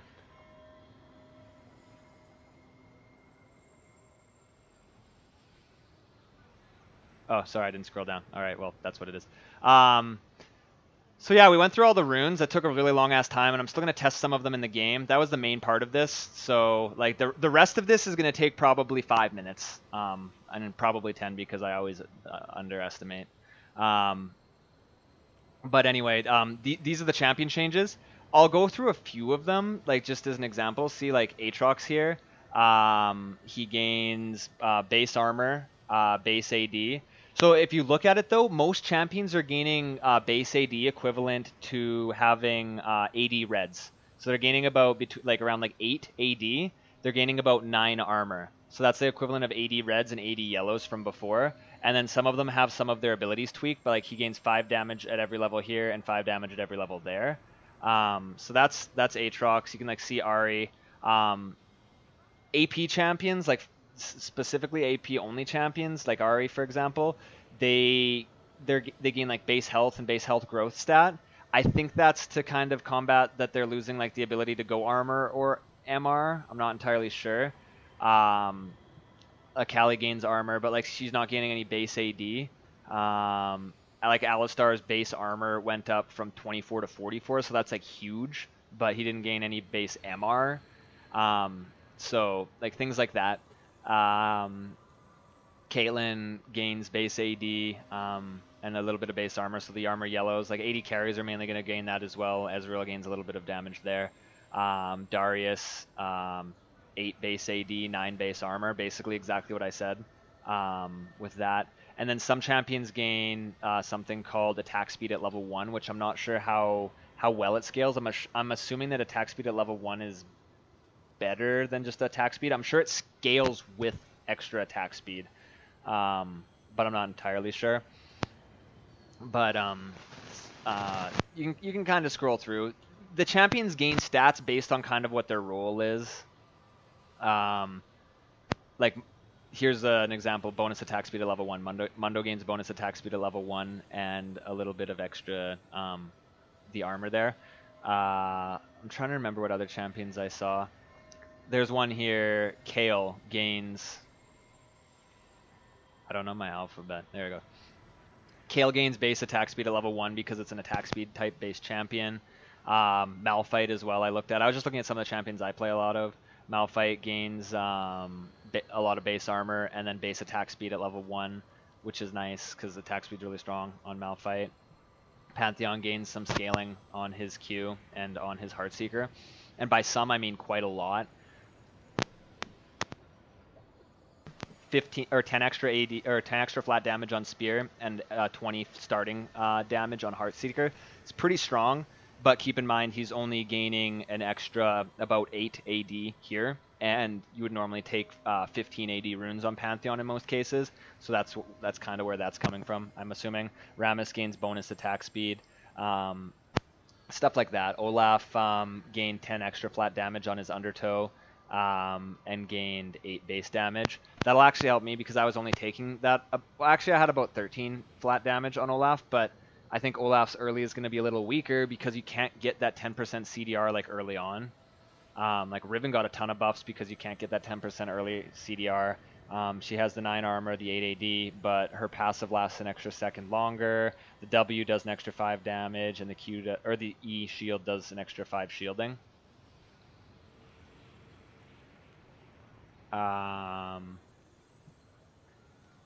So yeah, there's like all of that. I don't know, honestly. I'm not gonna say I don't think. I don't know. I haven't looked through all the champions if there's anything overly meaningful changed on any of them. This is the one that I heard a lot of people talking about. So this is one of the overly meaningful changes that'll actually make Yorick really, really strong. He has 9 base armor increase, 8 base AD, same things. Q now affects turrets.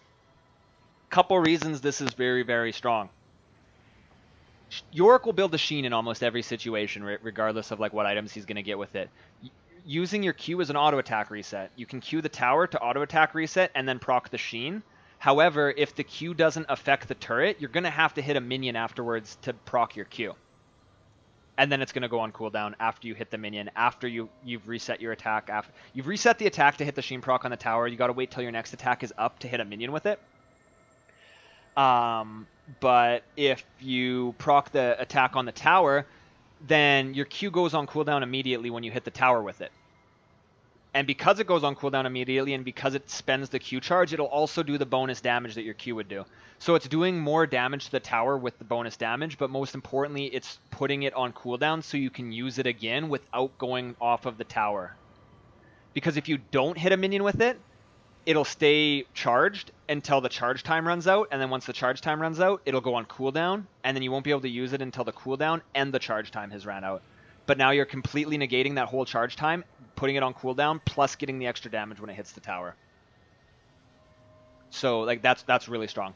I'm not going to go over all of these now. Maybe I'll go over them later and see if there was anything like meaningful that I missed. I just don't want to go over all of it right now, simply because it would just, for most of them, they're kind of melding the runes that they would have been using on that champion more often than not into their base stats. Since the mastery system and the rune system was separate before, but now it's all into one thing, they're kind of taking the old rune system, melding it into the champion. So that's basically your rune page, and then the new rune system is basically your masteries, but it's called runes to make you confused. So there you go. Support items, all support starting items have bandit as the passive, so when you hit someone you get the extra shit money for it.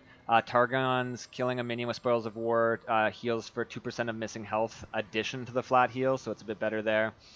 Spell Thief, 10 gold, 13 damage. We accidentally removed the 10% CDR on the tooltip, but I guarantee it's still there. On the Frost Cleave, every upgrade from that. Poacher's Dirt got changed pretty cool. Cost reduced and camps poached to transform increased, but the cooldown between camps has been removed. So you had to do 3 camps before, but I think there was like a 60-second cooldown in between it. I don't remember what the actual cooldown was because no one built this item because of that reason. You could go into their jungle, and if all 3 camps were up, you would take all 3, and you'd get 1 stack on your Dirk, which wouldn't feel very meaningful. So you'd have to counter jungle 3 times just to save this, and if you're not able to do it those 3 times, then it's not the greatest. However, if you go onto one side of the jungle and all 3 camps are up, you can take all 3 and get 3 stacks on it. You're not going to transform it from that because it takes 4 now, and that's, I'm assuming, why they made it 4, so that you can't just go onto one side of the jungle, screw the enemy jungler entirely by taking all 3 camps anyway, and transform your Dirk, because you've already taken those 3 camps. That's a pretty big power spike to you for the money, and it screws them pretty hard from them losing it.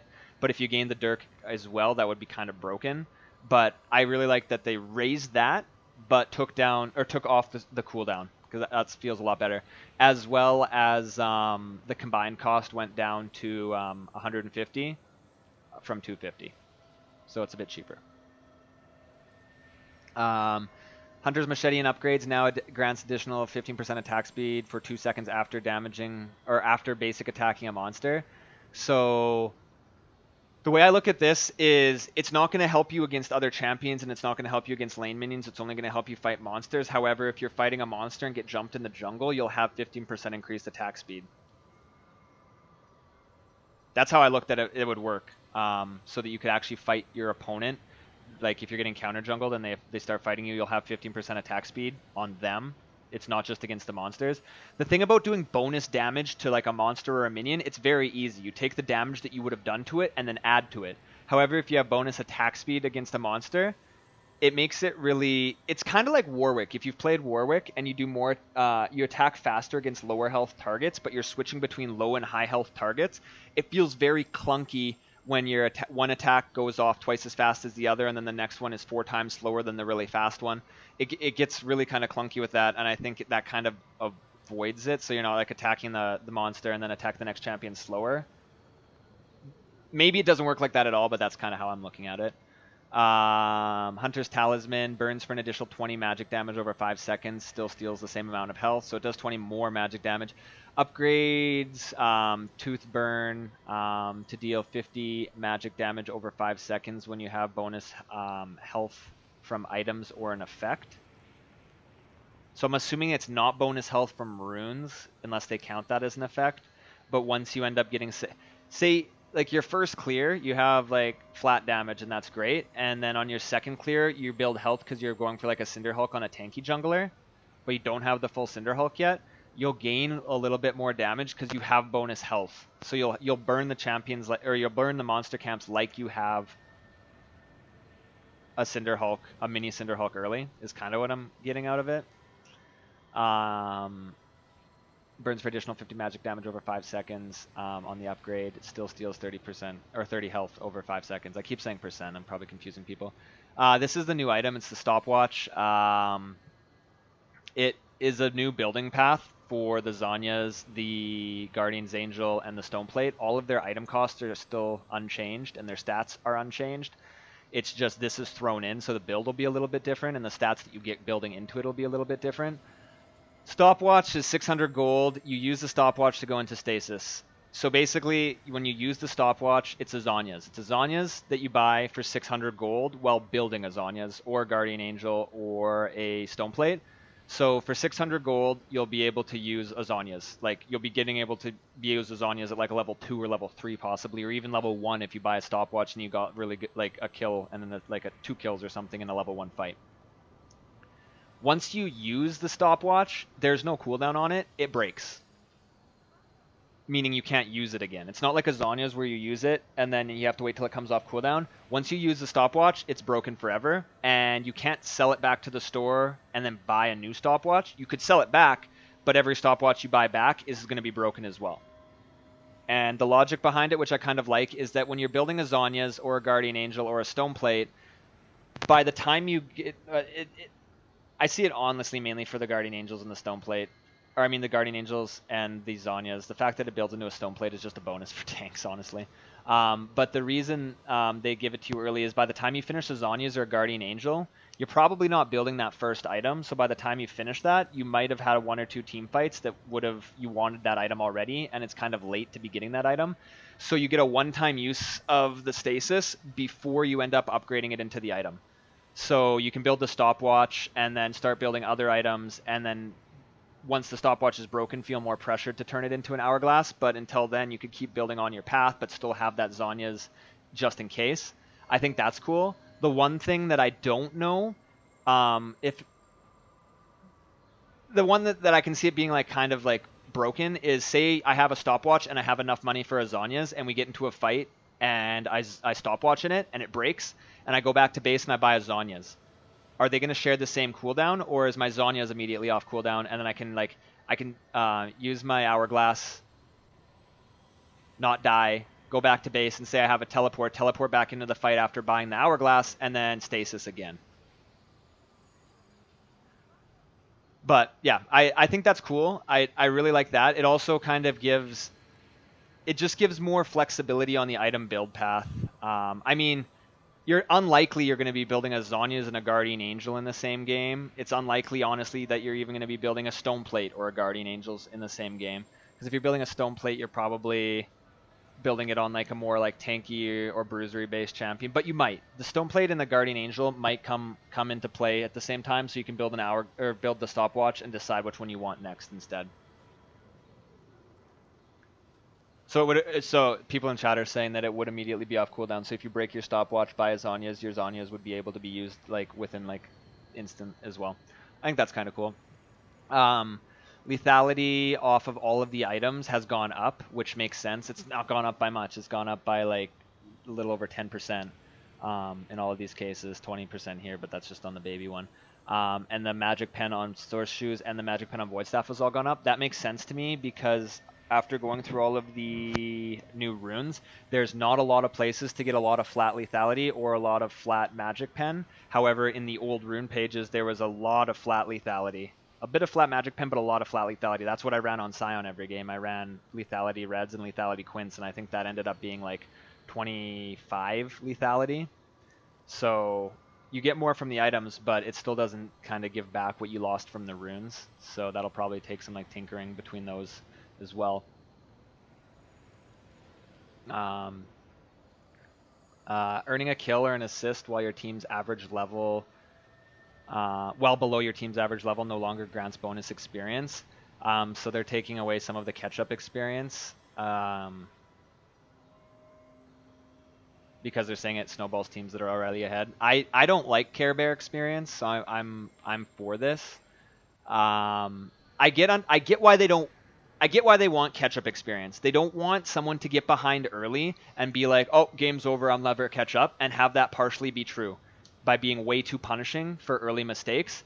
But at the same time, not punishing early mistakes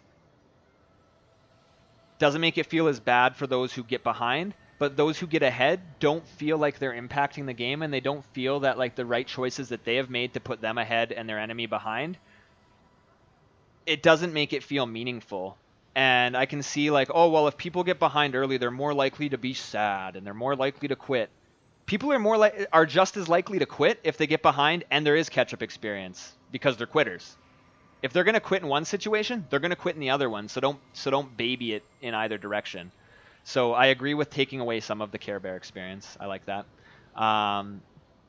Let's see, jungle experience here. Comeback experience, 30 experience per level behind on any monster, 50 experience behind per level behind on only large and epic monsters. So if you got ahead in the jungle and you wanted to keep the opponent jungler behind, it was really hard because what you had to do was kill the entire camp. But you don't want to kill the entire camp, you want to leave some of it up. Because if you leave some of it up, then you counter jungle them, they kill the one that's left. They're not getting as much money, but they were still getting a lot of experience out of it. So for a lot of champions like a Mumu or something that like, everyone's item dependent and gold dependent, but a lot of champions are really level dependent as well, ones with really impactful ults. So if they get behind and they don't have much money, but they can get to 6, they can win a team fight, and all of that being behind early feels like it was wasted. So you're getting more experienced for catch-up experience if you're able to get your larger epic monsters. But like if you're left with one raptor or like a small krug, you're not going to get much out of it. So it puts more emphasis on not letting them keep stealing your shit, and it puts more emphasis on the enemy jungler to be able to hold down someone else who's behind. So I like that. First clear experience reduction no longer applies to Wolf Camp or small Razorbeaks. You'll now be able to reach level 2 by starting at Wolf Camp. Gromp first clear experience reduction, 25% to 50. So I guess that's just to balance it out. Wolves give more, but Gromp gives a bit less. Red Brambleback is 20 less. Blue Sentinel is 20 less. All camps are now worth 4 monsters. Gromp is 4 monsters on its own. Little Razorbeaks are 0.4 monsters each. I'm assuming that that says tracking. I'm assuming that's for like looking at like your CS score in the jungle. And that makes sense as well. I think it's going to be confusing. I don't know if they're going to show decimal points, if that is the case, in the score screen, or if it's just going to round up or down. I don't think you need to see decimal points. Rounding up or down is fine. But it will also stop solo lanes or AD carries or anyone from like falsifying their CS lead by killing a shit ton of small Krugs, for example, or a shit ton of small Razorbeaks. Level 2 from Wolves, new Scion Cheese. I don't think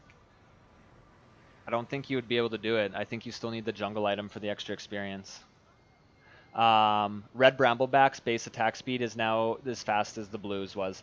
So I always felt like you could kite the blue a lot easier, but you could not kite the red nearly as well because it would just attack you a lot faster. And I was told I was crazy by a lot of people. I never looked into the attack speeds, but I was always like, the red one's on steroids. The red one is much faster. It is stronger. I was right. I feel great.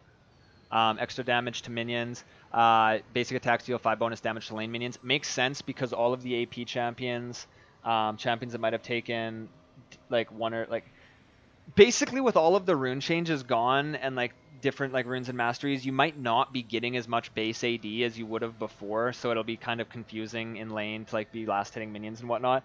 I don't think this is going to make it any easier than before. I think it's just going to kind of keep it more consistent, which I agree with.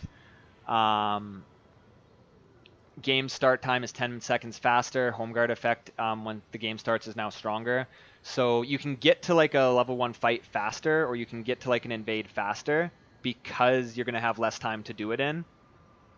And if you don't invade, the game starts 10 seconds faster, which in one game is like 10 seconds faster, not that much of a big deal. Try playing every day, 8 hours like I did for like a full-time job for an entire season, and then get all those 10 seconds back.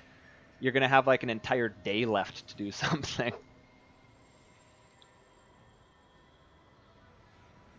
My throat's